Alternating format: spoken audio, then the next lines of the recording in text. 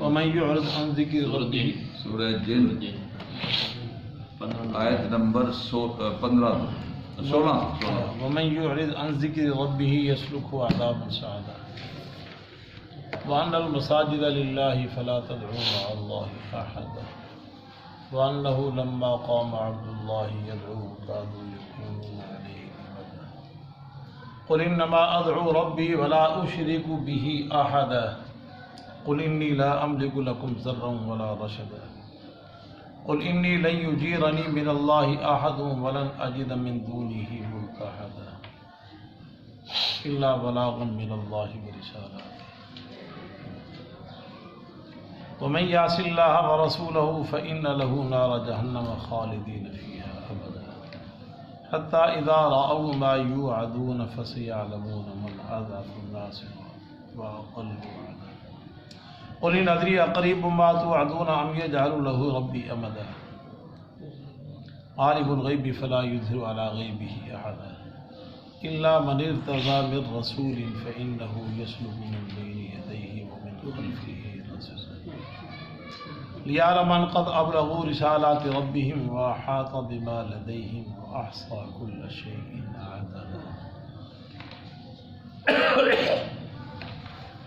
سبحانك لا علم لنا إلا ما علمتنا إنك أنت العليم الحكيم رب اشرح لي صدري ويسر لي أمري واحلل عقدة من لساني يفقهوا قولي رب زدني علما وارزقني فهما اللهم صل على سيدنا ومولانا وعلى آل سيدنا ومولانا محمد وبارك وسلم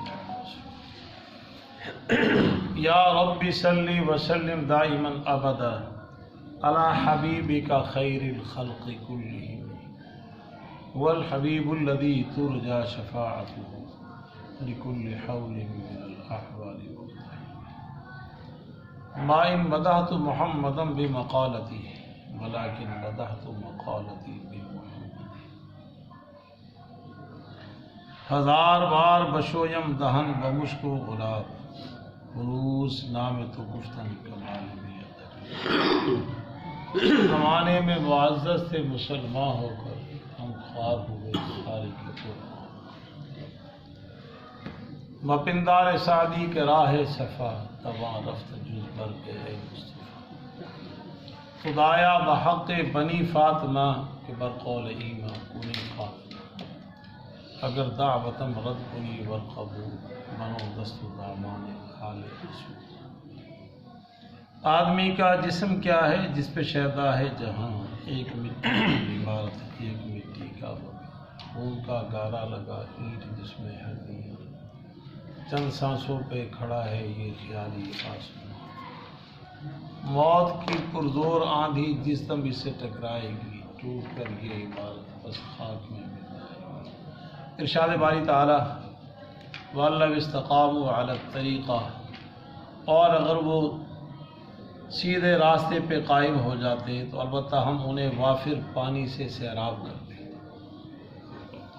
تاکہ ہم ان کی اس میں آزمائش کریں اور جو اپنے رب کے ذکر سے اعراض کرے گا چلائے گا وہ اس کو ایسے عذاب پر جو چڑھائی کا ہے سخت عذاب اور بے شک مساجدیں اللہ کے لیے ہیں پس مت پکارو اللہ کے ساتھ کسی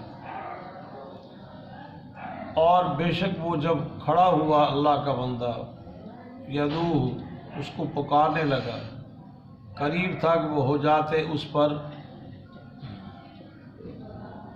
جم گھٹا لگاتے ہوئے بھیڑ لگاتے ہوئے ازدحام رش کرتے ہوئے کہہ دیجئے سوائے اس کی نہیں میں پکارتا ہوں اپنے رب کو اور اپنے رب کے ساتھ کسی کو بھی میں شریک نہیں ہوں اور کہہ دیجئے بے شک نہیں مالک ہوں میں تمہارے لیے کسی نقصان اور نفع کا اور کہہ دیجئے بے شک نہیں پناہ دے گا مجھے اللہ کے ہاں کوئی اور نہ میں پناہ پاؤں گا اس کے علاوہ کوئی اور پناہ کا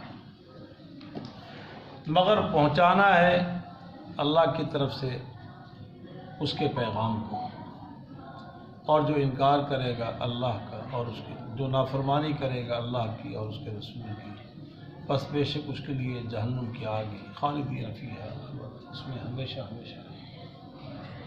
یہاں تک کہ وہ جب دیکھیں گے جس کا ان سے وعدہ کیا گیا ہے، پس عنقریب وہ جان لیں گے کون کمزور ہے بطور مدد کے اور کون کم ہے بطور گنتی کے۔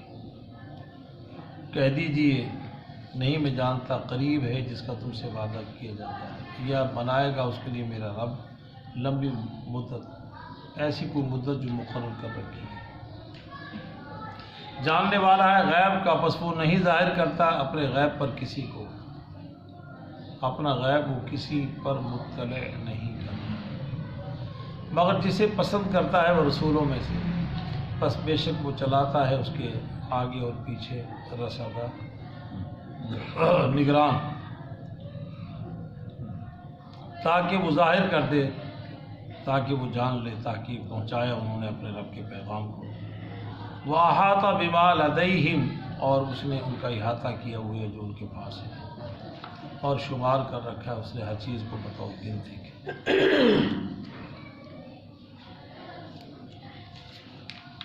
یہ تقریباً سورہ جن کا نصف پچھلے درس میں ہم پڑھ چکے تھے،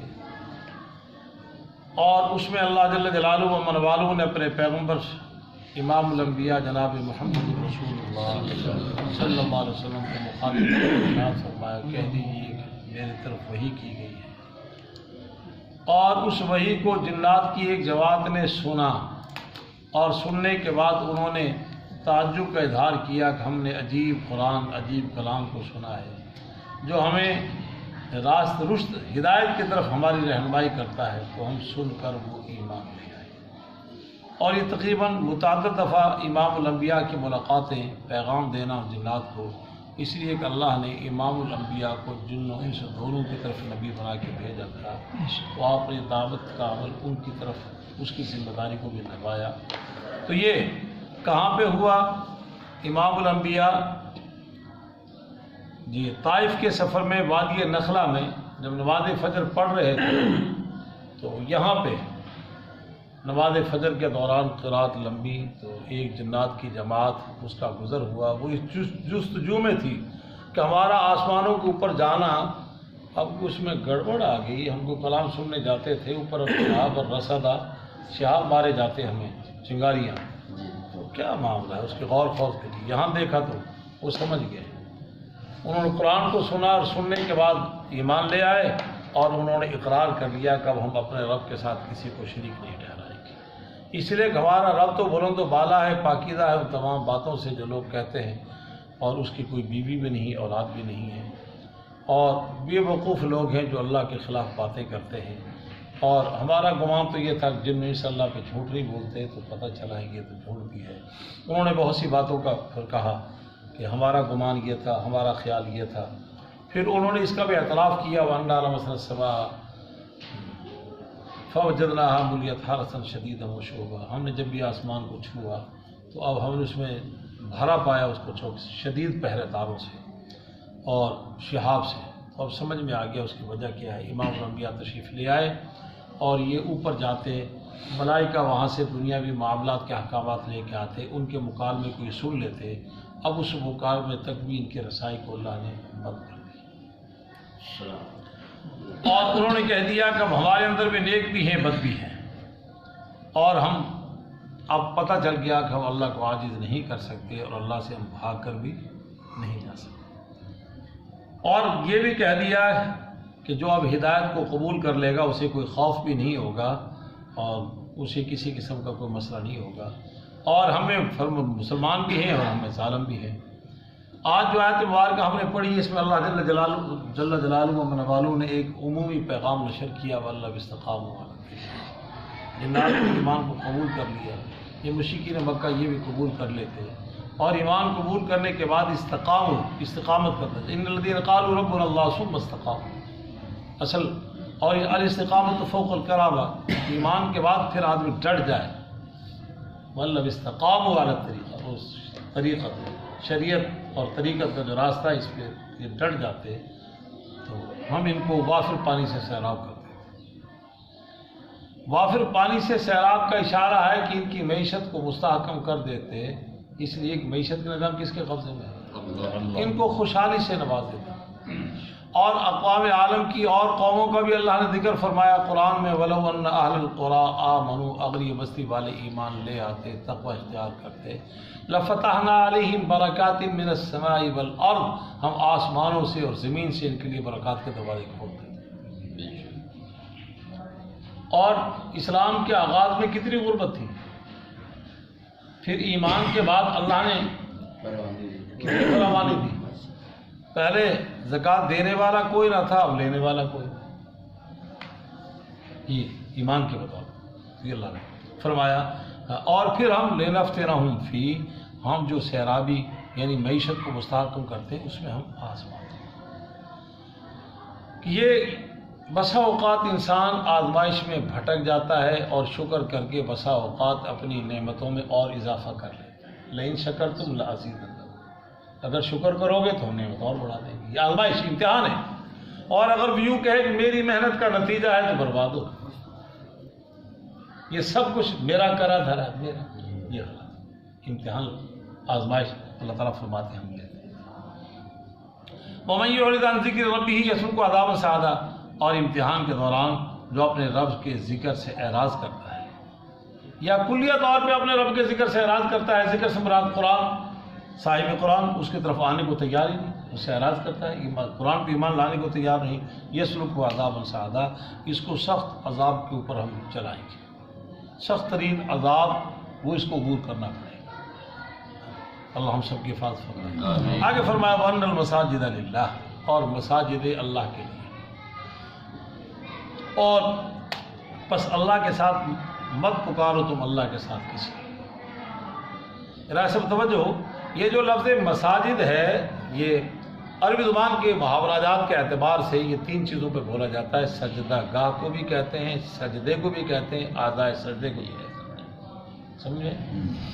اگر یہ مراد لیا جائے سجدہ گاہ تو مسجد ہے اللہ کے لیے، یہ جو سارا نظام ہے یہ صرف اللہ کے لیے، یہاں اللہ کے علاوہ کسی اور کو نہیں، یہاں دنیا کی بات نہ ہو، شور و غل نہ ہو، حتیٰ کہ اس کے تقدس کا، اس کی طہارت کا اور اس کی صفائی کا، اور یہاں تک تقدس ہے کہ اللہ نے قرآن میں حکم دیا کہ وہ ابراہیم علیہ السلام کو کہ وہ میرے گھر کو ان طاہر بیتی للطائفین والعاکفین والرکع السجود، ابراہیم خلیل اللہ کو حکم دیا جا رہا ہے کہ آپ اس کو صاف کریں، یہ اتنا مقدس پیش ہے۔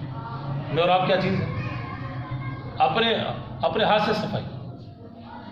میں حرم کے اندر بیٹھا ہوا تو وہ صفائی کر رہے تھے، میرے دائیں طرف ایک بزرگ بیٹھے ہوئے، میں نے کہا یہ کتنے خوش نصیبے جو ہے صفائی کر رہے ہیں۔ اس نے بڑا خوبصورت مجھے جملہ کہا، اللہ عمل کی توفیق دے۔ اس نے کہا جی اگر یہ صفائی خوش وقت ہے تو آپ بھی کر لیں، تو کوئی ترکا اٹھا کے آپ بھی اٹھا لیں صفائی کی نیت سے، کہیں کو کچرا مچرا کوئی چیز نظر آئے آپ بھی اس کو اٹھا دیں۔ تو اللہ ہمیں مسجدوں کی صفائی کا اہتمام نصیب فرمائے۔ صاحب ایسے لوگ جناب کی خاتمہ رکھ دیں، جیب سے تنخواہ دے دیں، ثواب مل گیا اس کو، ڈاکٹر صاحب آسمان میں کہ جناب مسجد کی صفائی میں تب زندہ ہوں اور اس کی صفائی کا جناب خادم کا انتظام میری طرف سے۔ خیر بہت سے طریقے ہیں صفائی کے، تو مسجد کا تقدس مسجد اللہ کے لیے، ان میں شور و غل نہ ہو، سیاسی دنیاوی کوئی بات۔ فرمایا مسجدوں کے اندر دنیاوی بات سے نیکیاں اس طرح ضائع ہو جاتی ہیں جس طرح وہ خشک لکڑی کو آگ کھا جاتی ہے۔ اونچی آواز سے بولنا منع، دوڑنا منع، حتیٰ کہ فرمایا نبی علیہ السلام نے منع کر دیا کہ بچوں کو اور دیوانوں کو اور پاگلوں کو مسجد میں نہ لاؤ۔ ہے یہ بڑا مشکل کام۔ اس دور میں سیاسی علماء وہ تو بہت بڑے لوگ ہیں جو ظالم جابر حکمرانوں کی آنکھوں میں آنکھیں ڈال کے بات کرتے ہیں۔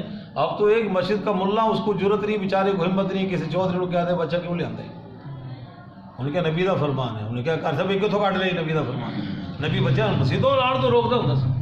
یہ اس طرح کے کفر جملے سننے کو ملتے ہیں، ہاں حدیث میں واضح موجود ہے۔ اس لیے ایک بچے کو مسجد کا ادب کا نہیں پتہ، نہ معلوم وہاں پیشاب کرتے، نہ معلوم وہاں پخانہ کرتے، نہ معلوم وہاں ناک کی وہ جناب گندگی آ جائے۔ میں نے ایک بڑے میاں کو روکا کہ بچے کو آپ لے کے نہ آئے، بڑے میاں نہیں بچہ پیشاب وشوب نہیں کرتا۔ میں نے کہا بچے کا کیا اعتبار ہے، ہم نے تو عربی میں یہ سنا ہے سبھی لوگوں کا نہیں، بچہ تو بچہ ہوتا ہے، نبی زیادہ کیوں نہ، بچہ تو بچہ ہی ہے، ایسا بچہ تو بچہ ہی ہے۔ نماز پڑھ کے باہر نکلے دوسرے پیشاب کیے ہوئے، آگے تو نہیں سی کرتا، آج پتہ نہیں کیوں کر دیتا۔ بچے کا کوئی ٹائم ٹیبل، بچہ بتائے گا، بچہ شور کرتا ہے، روتا ہے، خیر منع کر دیا ایسی کیفیت، مسجد کا تقدس، مسجد کا ادب۔ اور اگر اس سے مراد لیا جائے سجدہ تو وہ غیر خدا کے لیے نہیں، لا تسجدوا للشمس ولا للقمر، اللہ نے منع کر دیا کھلے لفظوں میں، سورج کو سجدہ نہیں، چاند کو سجدہ نہیں، واسجدوا للہ الذی خلقہن، سجدہ اس کا ہے جس نے اس سب کو پیدا کیا، سجدہ کس کا ہے؟ جس نے ان سب کو جس نے پیدا کیا، جو ساری کائنات کا خالق ہے، سجدہ اس کا ہے، اس کے علاوہ کسی کا نہیں ہے، نہ سورج کو، نہ چاند کو، نہ نبی کو، نہ ولی کو، کسی بھی بڑی سے بڑی مخلوق کے لیے سجدہ کس کے لیے؟ سر اللہ کے لیے، ہاں منع کر دیا۔ آج ہمارے ہاں کیا ہو رہا ہے؟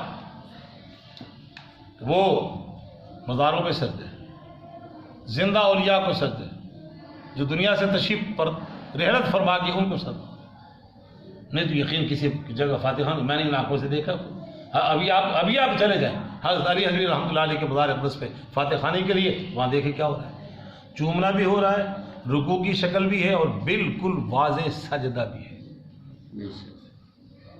میرا اپنا ذوق ہے، ہمارے محسن ہیں اولیاء کرام، میرا مسلک و مشرب اس کا حامی مخالف نہیں ہے کہ فاتح خانی کرنا، اب بھی میں سفر میں کیا ہوں، فاتح خانی میں نے کی ہے، میں اگر کسی بھی جگہ پہ جاؤں تو میرا اپنا مزاج ہے کہ زندہ اولیاء کرام ان سے ملاقات، اور پوچھتا ہوں یہاں کو بڑا شخصیت آرام فرما رہی ہو تو فاتح خانی کے لیے جاتا ہوں، پھر وہاں جاتے ہوئے کیا دیکھتا ہوں، روزانہ ہر تیسرے دن کا مشاہدہ ہوا، قصور کی سرزمین پہ وہ بزرگ فرما ہے باغ اللہ شاہ رحمۃ اللہ علیہ، وہاں جا کے دیکھ لیں، پاک وطن میں تشریف فرما ہے، وہاں جا کے دیکھ لیں، وہاں اعلانیہ۔ اور نبی سجدہ دو قسم کا ہے، ایک سجدہ تعظیمی اور ایک سجدہ عبادت۔ تو پہلی امتوں میں بھی سجدہ عبادت تو حرام تھا، سجدہ تعظیمی کی گنجائش تھی، اور نبی علیہ الصلوۃ والسلام کی اس شریعت میں ان دونوں کو حرام قرار دیا، پہلے کی حرمت بحال اور اس کو بھی حرام قرار دے دی۔ ایک صحابی آئے نبی علیہ الصلوۃ والسلام خدمت میں، تو انہوں نے سجدے کی حالت اختیار کی، فرمایا یہ کیا کر رہے؟ فرمایا میں نے کیسر و کسریٰ کے دربار کو دیکھا، وہاں لوگ ان جھوٹوں کو سجدہ کرتے ہیں، یا رسول اللہ پھر آپ کی تو شان ہے کہ آپ کو سجدہ تعظیمی کیا جائے؟ فرمایا نہیں، یہ میری امت میں یہ بھی حرام ہے، اگر جائز ہوتا تو میں عورتوں کو حکم دیتا اپنے شوہروں کو سجدہ، وہ الٹا ہم نے کیوں کر دیا خواتین؟ کیوں جائے صاحب کسی تو بابا زندگی گزار گیا، ہم کو دیکھ کے پڑے گا کہ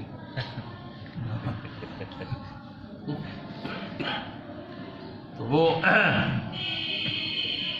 کل میں شادی میں نے بار بار پوچھا، کہنے لگی ٹھیک ہے 1 بجے جان جا جائے گی، میں گیا دیکھ لو، بندہ بڑا ذمہ دار تھا، یہ نکاح آپ نے پڑھانا ہے، نکاح کا نام سن کے ہم پھنس گئے، 5 منٹ کم 4 بجے برات آئی صرف، تو میں نے کہا یہ وقت پہ نہیں آئے گی، نہیں جی کہا صاحب ہو گیا میرا معاملہ، اور میں نے 2:15 کا تو پکا ٹائم، میں نہ جی حکمرانی خواتین دی لہٰذا بے بس نے ساری، لہٰذا 4 بجے تو پہلے نہیں آئے گی، 5 منٹ کم میں کا ٹائم نوٹ کریں، 5 منٹ کم 4 بجے برات ہے، پھر نکاح کا عمل، تو پھر کھانے پینے کا عمل، اندازہ لگائیں۔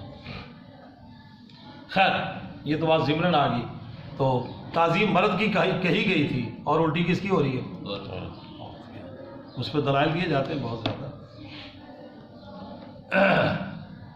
تو فرمایا اگر اس سے مراد لیا جائے سجدہ تو وہ کس کے لیے؟ پہلی امتوں میں وہ جو سیدنا یوسف علیہ السلام نے خواب دیکھا وہ سجدہ تعظیمی کا تھا، بعد میں عمل بھی، سجدہ عبادت نہیں تھا، سجدہ تعظیم تھا۔ اور بہت سے نالائق لوگ ایسے ہیں جناب کا سب سجدہ تو جناب وہ ہوتا ہے جس میں سبحان ربی الاعلیٰ کہا جائے، بے گل کتنا ہوگی؟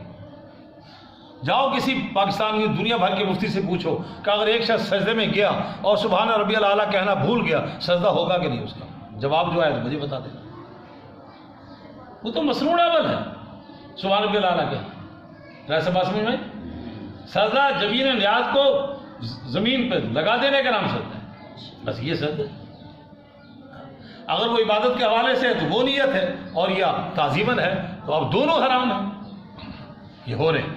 اور تیسرا اعضاء سجدہ، نبی علیہ الصلوۃ والسلام نے حکم ارشاد فرمایا مجھ محمد کو حکم دیا گیا ہے میں اپنے 7 عضو وہ سجدے کے لیے استعمال کروں، اس میں ناک اور پیشانی، دونوں ہاتھ کی ہتھیلیاں، دونوں گوڑے، دونوں۔ اب یہ جو جھکنے کی کیفیت ہے ترمذی شریف کی روایت ترمذی میں روایت موجود ہے کہ وہ کیفیت سلام میں ہاتھ ملانا ہے، معانقہ ہے، بالکل ہے۔ اس کے آگاہ رکوع کی کیفیت اختیار کرنا جو بلوچستان اور سندھ کے وڈیروں کے لیے ہوتی ہے، اور مزید جھکنا، اس میں جھکاؤ رکوع جیسا ہو وہ بھی حرام، اور سجدہ جیسا ہو تو وہ بھی حرام۔ اس لیے رکوع وہ چھوٹا سجدہ ہے اور بڑا سجدہ وہ تو واضح ہے۔ تو فرمایا وَأَنَّ الْمَسَاجِدَ لِلَّهِ، مسجدیں ان کا تقدس، اور مسجد کا اپنا تقدس کتنا ہے؟ فرمایا خیر البقاع مساجد، زمین میں سب سے پسندیدہ ٹکڑا وہ مسجد ہے۔ احب البلاد الی اللہ مساجدها، سب سے پسندیدہ جگہ کائنات میں وہ مسجد ہے۔ وہ کیا ہے؟ مسجد۔ تو ان مسجدوں میں خرافات سے منع کر دیا، اور فرمایا وَمَن يُرِدْ فِيهِ بِإِلْحَادٍ بِظُلْمٍ نُذِقْهُ، جو اس میں الحاد کو پھیلائے گا ہم اس کو دگنا عذاب چکھائیں گے۔ وہ مسجد میں یہاں بھی گڑبڑ کر رہے ہو تم، اللہ لگائیں۔ اور فرمایا من بنا للہ مسجدا بن اللہ لہ بیتا فی الجنہ، مسجد کا تقدس، جو اللہ کے لیے مسجد بنائے گا اللہ تعالیٰ جنت میں اس کے لیے عالیشان محل بنائے گا، جنت میں اس کے لیے عالیشان محل بنایا جائے۔ تو ہم نے مساجد، ہاں اسی لیے ہم نے ادھر اوپر آئے وَأَنَّ الْمَسَاجِدَ لِلَّهِ، سجدے کس کے لیے؟ فَلَا تَدْعُوا مَعَ اللَّهِ أَحَدًا، مت پکارو اللہ کے ساتھ کسی کو۔ وَأَنَّهُ لَمَّا قَامَ عَبْدُ اللَّهِ، اور بے شک وہ جب کھڑا ہوا اللہ کا بندہ، یدعوہ اس کو پکار، قریب تھا کہ وہ لوگ اس کے قریب جب اکٹھا کر لیں۔ عبداللہ سے کون مراد ہے؟ سید الانبیاء، امام الانبیاء جناب محمد الرسول اللہ۔ جب وہ کھڑے ہوئے اللہ کو پکارنے کے لیے تو وہاں پہ نیک اور بد دونوں طرح کے لوگ، کافر آگے شور و غل کرنے کے لیے اور اظہار عقیدت کے لیے ایمان لانے والے۔ بعد نے کہا اس سے مراد یہ ہے کہ وادی نخلا میں جب آپ اللہ کے بندے کھڑے ہوئے امام الانبیاء تو پھر وہ قریب ہو گئے ان کے وہ جنات باس ان کے قریب۔ یہ عبداللہ کے لفظ ہے رائے صاحب، کس کے لیے ہے؟ امام الانبیاء کے، کس کے لیے؟ اور عیسیٰ علیہ السلام نے اب کا جو جملہ قرآن نے نقل کیا ہے انہوں نے خود کہا گا انی عبداللہ آتانی الکتاب، میں اللہ کا بندہ۔ چنانچہ حدیث میں آتا ہے نبی علیہ السلام ارشاد فرمایا کہ میرے تعریف میں مبالغے آرائی نہ کرنا۔ پہلی امتیں تباہ ہوئی، انہوں نے انبیاء علیہ السلام کی شان میں مبالغہ کیا اور عزیر کو اللہ کا بیٹا بنا دیا معاذ اللہ، اور عیسیٰ علیہ السلام کو اللہ کا بیٹا بنا دیا معاذ اللہ۔ تو تم یہ حرکت نہ کرنا، ایسا مبالغہ نہ کرنا ہاں کہ جس میں وہ تمہارا ایمان خطرے میں پڑ جائے۔ میں عبداللہ، انی عبداللہ و رسول، میں اللہ کا بندہ ہوں اور اس کا رسول، میں اللہ کا بندہ ہوں اور اس کا رسول۔ آج ہمارے ہاں جو نعت خوانی کے اندر ہو رہا ہے اس میں مبالغے میں یہاں تک ہوتا ہے انبیاء امام الانبیاء کو انبیاء کے مقابلے میں یوں پیش کر کے ان کی تنقیص اور ان کی تحمید، یہ غلط ہے۔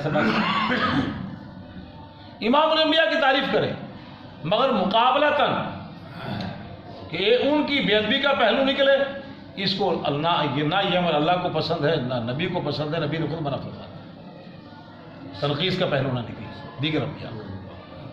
امام الانبیاء کی ایک شان ہے، اسے کسے انکار ہے؟ اسے کسی کو انکار نہیں۔ تو اب جب لوگ جمع ہو گئے، جب اکٹھا ہو گئے، یا وادی نخلا کے جنات مراد ہیں یا موافق و مخالف، تو اب اللہ تعالیٰ فرما رہے ہیں اب کہو انما ادعو ربی ولا اشرک بہ احدا، یہ قل، اور قل قرآن میں جہاں ہے سمجھو سرکاری آرڈیننس ہے، وہ صدارتی نہیں جس پہ وکلا لے دے کرتے ہیں، وہ نہیں، سرکاری آرڈیننس اللہ کی طرف سے، اللہ کا حکم، اللہ کا حکم۔ کہہ دیجئے کس کو کہہ رہے ہیں؟ امام الانبیاء، خالق ارض و سما ارشاد فرما رہے ہیں، نبی کو، نبی کا بھیجنے والا کہہ رہا ہے کہ یوں کہو ادعو ربی ولا اشرک بہ احدا، میں اپنے رب کو پکارتا ہوں اور میں اس کے ساتھ کسی کو شریک نہیں کرتا۔ شرک سے بیداری کا ہے، شرک سے بیداری کا، اور یہاں تک اللہ نے کہلوایا اپنے پیغمبر صلی اللہ علیہ وسلم اشرکت لیحبطن عملک۔ یہ آیت بھی پڑھ کے سنا دوں، میں آپ پہ نازل کر رہا ہوں کہ اگر آپ نے شرک کیا تو آپ کے عمل بھی میں ضائع کر دوں گا۔ اور رب محمد کی قسم اس آیت کا ترجمہ کرتے ہوئے رونگٹے کھڑے ہو جاتے۔ وہم میں لانا بھی کفر ہے کہ نبی شرک کرے، مگر بتلا دیا شرک کی مذمت میں کتنے بڑے جملے استعمال کریں. یہ صرف مذمت مقصود ہے. ان اللہ لا یغفر ان یشرک بہ ویغفر ما دون. شرک کے علاوہ جتنا مرضی بڑا جرم ہوگا معاف کر دوں گا، شرک کو معاف شرک کو معاف تو کہہ دی یہ اعلان کروا دیا کہ میں اپنے رب کو پکارتا ہوں اور اس کے ساتھ کسی کو شریک نہیں. اور دوسرا اعلان کہہ دیجئے میں نہیں مالک ہوں تمہارے لیے نفع نقصان. یا آپ نے فاطمہ الزہرا کو بھی کہا، اپنے خاندان قریش کو بھی کہا علیحدہ سے، اور یہاں پوری انسانیت کو پیغام دے دیا میں قیامت کے دن تمہارے لیے کسی نفع نقصان کا مالک نہیں. نافع کون ہے؟ زار کون ہے؟ میں نفع نقصان کا مالک نہیں. ہاں تو میرے متعلق کوئی الوہیت کے رائے قائم نہ کرے، مجھے کوئی حاجت روا نہ کہے، مجھے کوئی مشکل کشا نہ کہے، مجھے کوئی اللہ کی طرح علیم نہ سمجھے، اللہ کی طرح مجھے کوئی قدیر نہ سمجھے. سب سمجھے؟ انی لا املک لکم ضرا ولا نفعا. اور دو حکم ہو گئے. تیسرا ارشاد فرمایا کہ کہہ دیجئے انی لن یجیرنی من اللہ احدا، میں اللہ کے ہاں کسی کو بھی پناہ نہیں دوں. ابھی لہب کہاں ہوگا؟ ابھی طالب کہاں ہوگا؟ ابو جہل کہاں ہوگا؟ یہ کون ہے؟ کون لوگ ہیں یہ؟ قریشی اور ہاشمی ہیں، پیغمبر کا چچا ہے، قرابت داری ہے. آج ہمارے چچے کو بظاہر تکلیف ہو رہی ہو تو آنکھوں میں خون آ جاتا ہے، مگر قیامت کے دن کہاں ہوں گے؟ فرمایا میں نہیں پناہ دے سکتا، میں اللہ کے ہاں نہیں بچا سکتا. اس لیے کہ وہاں فیصلے ایمان کرو. قل انی لن یجیرنی من اللہ احد ولن اجد من دونہ، اور میں اپنے لیے بھی کسی کو جائے پناہ نہیں پاؤں گا. اپنے لیے بھی صرف اللہ مجھے پناہ دے گا، اور میں جو سفارش ہے وہ صرف ایمان والوں کے لیے، اور وہ اللہ کے اذن کے بعد، اللہ کے اذن کے بعد، اجازت کے بعد. من ذا الذی یشفع عندہ الا کون ہے جو سفارش کرے ہمارے ہاں؟ کیسے ہوگی؟ شفاعت کبریٰ ہے، وہ کیسے ہوگی؟ اور شفاعت کبریٰ میں غور کر کے دیکھیں، یہی ہمیں فلسفہ یہاں سمجھ میں آتا ہے. جو سفارش کر رہا ہوتا ہے وہ فل پاور نہیں ہوتا. ایسا بتائیں نا، وہ جس کے اپنے اختیار میں سب کچھ ہے وہ سفارش کرتا ہے کسی کی؟ اس کو سفارش کی ضرورت ہے؟ سفارش، یہ سفارش کا عمل بتلا رہا ہے کہ وہ اللہ سے کہہ رہے ہیں کہ ان کے لیے تھوڑی گنجائش کر رہے ہیں. ہاں بالکل ہو جائے گی، ہو جائے گی. ہاں تو سفارش کا عمل بتلاتا ہے. سفارش کرنے والا وہ مشکل کشا نہیں. تو فرمایا ہاں میری ذمہ داری کیا ہے؟ الا بلاغا من اللہ برسالاتی، مجھ محمد کے کندھوں پر جو نبوت و رسالت کا ذمہ داری ہے میں اس کے پیغام کو پہنچا رہا ہوں. بلاغ ہے وہ اللہ کی طرف سے، اور اس کی جو نمائندگی ہے اس کا حق میں ادا کر رہا ہوں. وَمَن يَعْصِ اللَّهَ وَرَسُولَهُ، اور جو اللہ کی اور اس کے پیغمبر کی نافرمانی کرے گا تو بس اس کے لیے جہنم کا آگ ہے. اور ایک دن کا، ایک مہینہ، ایک سال کا، ایک صدی کا مسئلہ نہیں، خالدین فیہا. جو نہاں پہ نافرمانی بشکل کفر ہے، بشکل شرک ہے، بشکل نفاق اعتقادی ہے، اس کے لیے یہ سزا ہے. اور اگر میری آپ کی طرح ہم سے اللہ کے احکامات میں گھاٹا وعدہ، کمی بیشی ہو جاتی ہے، کاہلی سستی ہو جاتی ہے، مگر ایمان ہے، ایمان پہ خاتمہ ہو جائے تو پھر وہ خالدین فیہا ابدا والا یہ آرٹیکل نہیں لگے گا، پھر سزا ہوگی. نہیں، پھر اللہ تعالیٰ اپنے فضل سے اور علماء، صلحاء، شہداء کی سفارش ہے، نبی علیہ الصلوۃ والسلام کی سفارش ہے، اور کسی ایک نیک ادا پہ اللہ تعالیٰ کو رحم آ جائے تو براہ راست بھی ہو جائے گا. وغیرہ تھوڑی بہت سزا وزا کے بعد معاملہ ہو جائے گا. یہ ہمیشہ جہنم نہیں ہوگی، ہمیشہ کافر کے لیے، اور ہمیشہ مشرک کے لیے، اور اعتقادی منافق کے لیے. نظریاتی جو منافق ہے، عملاً نہیں، عملاً نفاق ایک جرم ہے، گناہ ہے.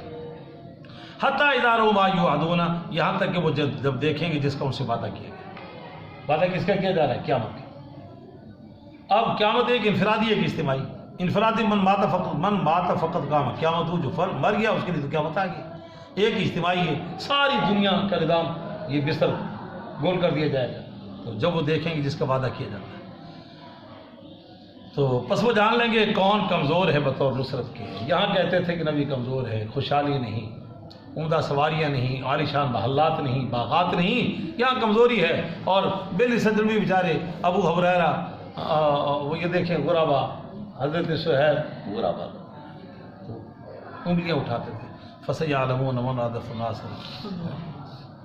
پس ان قریب جان لیں گے کون کمزور ہے بطور نصرت کے. اب کس کی مدد کمزور ہے پڑھ. اب وہاں پہ ایمان والوں کے لیے اللہ کی مدد آ جائے گی اور کافر دھرے کے رہے ان کی کوئی مدد نہیں ہے. اب وہاں پھر جان لیں گے کہ مدد کے اعتبار سے اب کون کمزور ہے. کافر کمزور ہے یا مسلمان؟ کافر کمزور ہوگا. وہاں ان کی مدد. اِنَّا لَنَنْصُرُ رُسُلَنَا وَالَّذِينَ آمَنُوا فِي الْحَيَاةِ الدُّنْيَا وَيَوْمَ يَقُومُ الْأَشْهَادُ. رائے صاحب توجہ. 24ویں سپارہ میں نے فرمایا ہم اپنے رسولوں کی مدد کریں گے, ایمان والوں کی مدد کریں گے دنیا کی زندگی میں بھی, وَيَوْمَ يَقُومُ الْأَشْهَادُ جب جہاں گواہیاں قائم ہوں گی قیامت کے دن وہاں مدد کریں گے. تو مدد کس کی کم طاقتور ہوگی؟ ایمان والوں. اور کافروں کی مدد فرمایا قریب جان لیں گے کس کی مدد کمزور ہے. واقعلو عددا اور کون کم ہے بطور گنتی کے. یہاں کہتے ہیں جناب علی جے نبی سچا ہوتا تو انہوں نے تھوڑے نکڑے جو بندے ہوتے یہ تھوڑے سے وہاں پتہ چلے گا کس کی جواب کس کو افرادی طاقت بھی کس کے پاس ہے. فرما دیجیے چوتھا حکم ان ادری نہیں میں جانتا کہ وہ قریب ہے جس کا تم سے وعدہ کیا جاتا ہے یا بنا دیا اس کے لیے میرے رب نے کوئی معلوم میرے علم ہے قیامت کے بارے میں اس کا صحیح حتمی علم. ان اللہ عنده علم الساعہ قیامت کے علم اللہ کے پاس. قیامت کے علم یہ سلون کا نسات یہ علم مرساہ. یہ لوگ آپ سے پوچھتے ہیں قیامت کب آئے گی. یہ سلون قل انما علمها عند اللہ کہہ دیجیے اس کے علم اللہ کے پاس. اور یہ کہتے ہیں میں یقولون متی ھذا الوعد وعدے کی گھڑی کب ہوگی. متی ھذا الفتح وہ کب ہوگی وہ فیصلے کے دن کب ہوگا. سب کا جواب کیا ہے وہ اللہ. وہ کس کے علم میں عالم الغیب فلا یظہر غیب جاننے والا اللہ ہے پس وہ نہیں ظاہر کرتا اپنے غیب پر کسی کو. غیب داں کون ہے؟ عالم الغیب و شہادہ کا جملہ اللہ نے استعمال فرمایا مجھے اور آپ کو سمجھانے کے لیے. عالم الغیب و شہادہ توجہ ہے سر. عالم غیب کا جاننے والا بھی وہ ہے اور ظاہر کا جاننے والا شہادہ میں ظاہر ہے. تو اللہ کے لیے بھی کوئی غیب ہے اسے بھی کچھ چیز چھپی ہوئی ہے جو ہمارے ہاں چھپی ہوئی اس کو بھی وہ جانتا ہے اور جس کو ہم جانتے ہیں اس کو بھی وہ جانتا ہے. ظاہر باطن ہمارے اعتبار سے ہاں تو یہ ظاہر باطن کا. اس کے علاوہ غیب داں نہ ملائکہ ہیں نہ انبیاء ہیں نہ رسول ہیں کوئی نہیں. غیب کو جاننے والا سے فقط اللہ. ساتوں آسمانوں میں اور اس سے ماورا ساتوں زمینوں میں تحت سرا اور صحرا میں ذرات کے کتنے ہیں اور سمندروں میں پانی کے قطرے کتنے ہیں. سمندروں کی تہوں میں کیا نظام مخفی ہے اور ہماری نگاہوں سے اوجھل نظام آسمانوں میں کیا ہے. یہ سب کچھ کو کون جانتا ہے؟ اللہ. اللہ کے علاوہ کوئی جاننے والا نہیں. الا من ارتضی من رسول مگر جسے وہ پسند کرتا اپنے رسولوں میں سے تو اس کو وہ علم دیتا ہے شریعت کا اور وہ بہت بھارا علم ہے حلت و حرمت کا. ہزاروں چیزوں کے بارے میں اللہ نے اپنے نبی کو بتلایا ہے مگر وہ علم غیب نہیں ہے. وہ علم غیب نہیں ہے. اس لیے کہ آسمانوں کے بہت سے علوم اللہ نے فرشتوں کو بتلائے. زمین کے علوم بہت سے جناب اہل زمین کے پاس اب بھی ہمارے ہاں بھی ایک دوسرے کے اعتبار سے علم میں اضافہ اور کمی بیشی ہے. تو اس کو علم غیب کہیں گے. ہماری ایجنسیوں کو ایسی باتوں کو پتہ ہے جو ہم سوچ بھی نہیں سکتے. CIA والوں کو اور والوں کو وہ حساس اداروں کو تو یہ علم غیب نہیں ہے. یہ علم غیب نہیں ہے. ہاں یہ عطیہ خداوندی ہے اور اللہ کی طرف سے عطا کردہ علم ہے اور وہ اتنا بڑا علم ہے کتاب و سنت شریعت کا.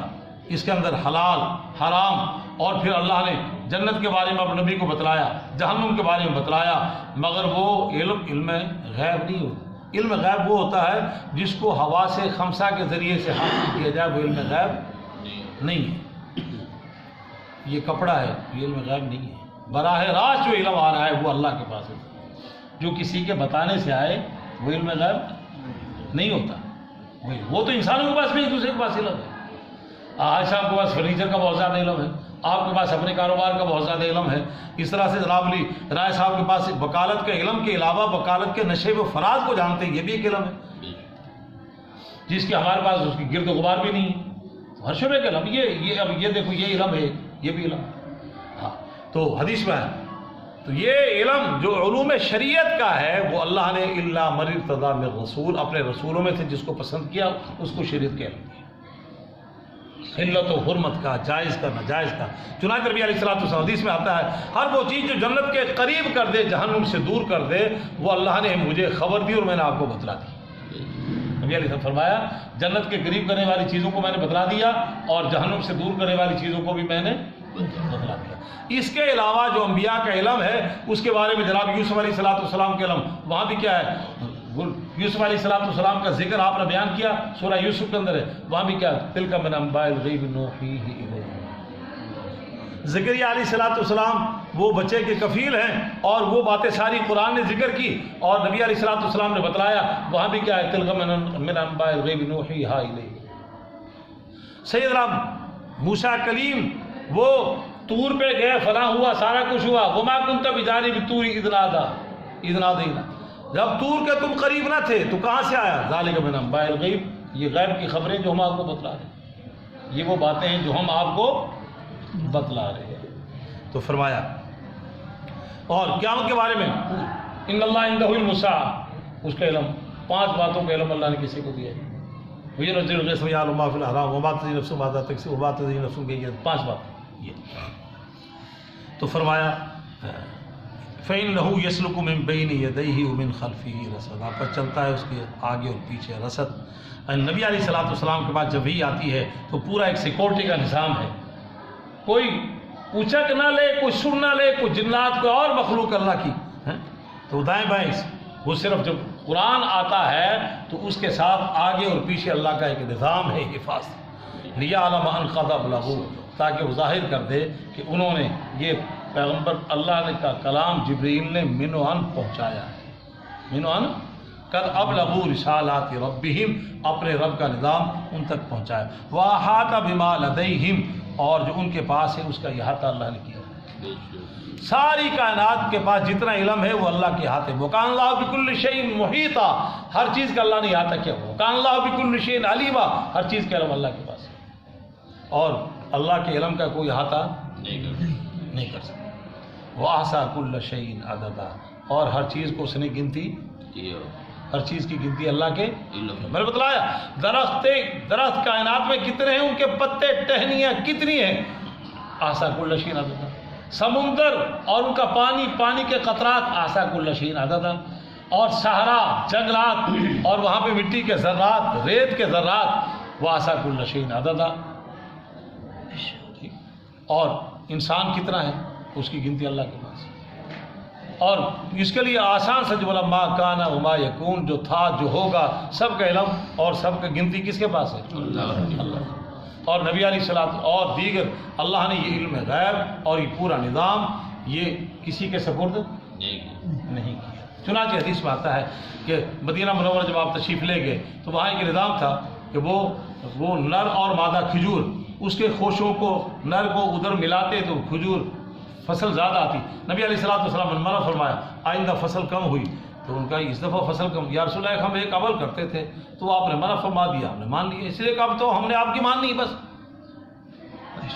تو فرمایا بھائی یہ دینی بات، یہ تمہارا دنیا کا نظام ہے، یہ تم مجھ سے بہتر جانتے ہو، اس کو یہ نہ سمجھو کہ اس کی وجہ سے ہوتا ہے۔ فرمایا نہیں یا رسول اللہ، ہم جب آپ پہ ہم نے ایمان قبول کر لیا، بیعت کر لی آپ کے ہاتھ پہ، تو آپ تو ہر چیز پہ اللہ کی قدرت، اللہ کی طاقت، اللہ کا نظام، اللہ کے نظام، اب یہ تو ایک طریقہ تھا جو ہم کرتے تھے، پھل اللہ دے گا۔ فرمایا عقیدہ صحیح رکھو اور یہ کرو، یہ دنیا کی باتیں تم مجھ سے زیادہ جانتے ہو۔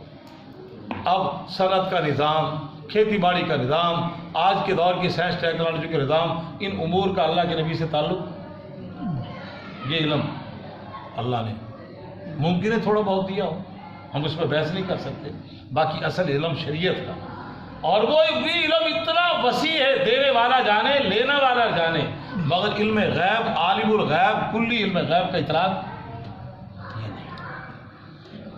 یہ صرف اللہ نے اپنے ذات کے لیے کہا، وَأَحْصَىٰ كُلَّ شَيْءٍ عَدَدًا، ہر چیز کی اس نے گنتی کر رکھی ہے۔ اللہ کی نگاہوں سے اوجل، وہ علیم بھی ہے، خبیر بھی ہے، بصیر بھی ہے، سمجھے نا؟ علیم بھی ہے، بصیر بھی ہے، خبیر بھی ہے۔ اس کی وہ علیم اس کے علم میں ہے، بصیر اس کی نگاہوں سے اوجھل کوئی نہیں، خبیر ہر چیز سے باخبر۔ یہ کیفیت اللہ کو، اس کے علاوہ مخلوق میں کسی کو نہیں ہے۔ تو سب سے پہلے نظریات دنیا میں عقائد کی تصحیح ضروری ہے۔ اگر عقیدے میں خرابی ہو تو ہماری نماز، روزہ، ہر چیز ضائع چلی جائے۔ عقائد صحیح، اللہ جل جلالہ و من والہ ہمیں عقائد بھی قرآن کے مطابق، اور عبادات بھی قرآن کے مطابق، اور معاملات بھی قرآن کے احکام کے مطابق، اور معاشرت اور وہ بھی قرآن کے احکامات کے مطابق درست کرنے کے اللہ ہمیں توفیق عطا فرمائے۔ جی